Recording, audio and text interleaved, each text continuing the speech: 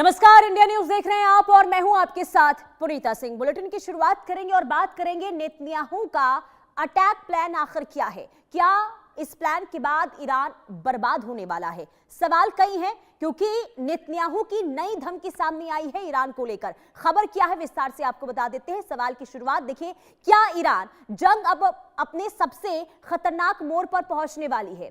क्या ईरान में अब घमासान जो है वो होने वाला है? क्योंकि जो हालात इस वक्त बन रहे हैं उससे तो तनाव एक बार फिर से खतरनाक मोड़ पर पहुंचता हुआ दिखाई दे रहा है। दरअसल देखिए, इजरायल के प्रधानमंत्री बेंजामिन नेतन्याहू ने ईरान को कड़ी चेतावनी देते हुए ये साफ कर दिया है कि अगर इजरायल पर हमला हुआ तो इस बार जवाब पहले से कहीं ज्यादा सख्त होगा और शक्तिशाली भी होगा। यानी कि नेतन्याहू का यह बयान ऐसे समय में आया है जब क्षेत्र में सैन्य गतिविधियां बढ़ी हुई हैं और रोम में इजरायल और लेबनान के बीच वार्ता का नया दौर भी जारी है। अब नेतन्याहू ने अपने संदेश में यह कहा है कि वो दौर खत्म हो चुका है जब इजरायल पर हमला हुआ करता था और वो चुप रहा करते थे। उन्होंने ईरानी नेतृत्व को चेतावनी देते हुए यह साफ कह दिया है कि किसी भी नए हमले की स्थिति में इजरायल निर्णायक जवाब देगा। और दूसरी ओर हॉर्मुज में भी तनाव अपने चरम पर है। अब दुनिया की निगाहें इस बात पर टिकी हैं कि बढ़ते तनाव के बीच कूटनीतिक प्रयास सफल होते हैं या फिर क्षेत्र एक बार फिर से बड़े सैन्य टकराव की ओर आगे बढ़ रहा है।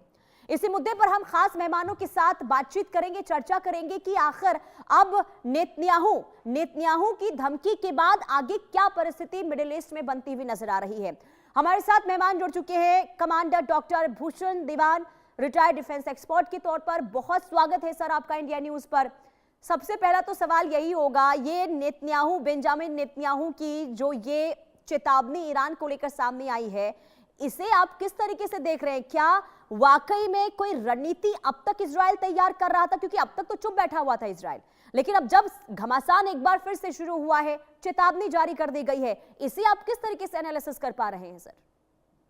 धन्यवाद पुनीता जी।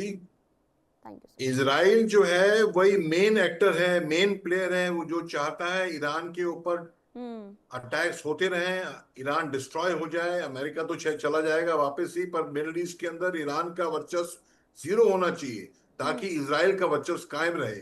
शुरू से कर रहा है और उसके चलते ईरान पे अटैक डायरेक्ट नहीं कर रहा है, कम कर रहा है। हालांकि अयतुल्ला खुमैनी 28 फरवरी को जो काम हुआ उसके बाद इंटेलिजेंस का है, उसके बाद न्यूक्लियर स्ट्राइक्स हुई हैं, वो इजराइल ने काफी कुछ किया है।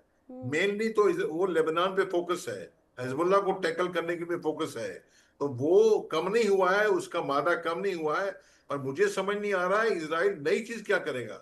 इजराइल के तो खुद न्यूक्लियर पावर स्टेशन पे भी ईरान की मिसाइलें गिरी हैं तो इजराइल के ऊपर। तो ऐसा नहीं कि इजराइल ने कोई अपने ऐसे शस्त्र अस्त्र छुपा के रखे हैं कि अब वो निकालेगा और ईरान की तबाही कर देगा। मुझे समझ नहीं आया क्या है। अनलेस जो उसके 90 से 100 न्यूक्लियर वेपन्स हैं उनकी बात कर रहा हो, और वो तो करेगा नहीं। मैं समझता हूँ न्यूक्लियर वेपन्स का मतलब ये है, कोई नहीं चाहता दुनिया में न्यूक्लियर वेपन्स में पूरी ट्रेड, पूरी इकोनॉमी, पूरी दुनिया वर्ल्ड वॉर में जाएगी। तो वो क्या कह रहा है? तो कुछ नहीं, ऐसी नई चीज नहीं कह रहा है, खाली बयानबाजी कर रहा है, खाली आवाम को खुश करने के लिए बातें कर रहा है। काम उन्होंने बहुत पहले जो बर्बादी ईरान की मचा रही थी, वो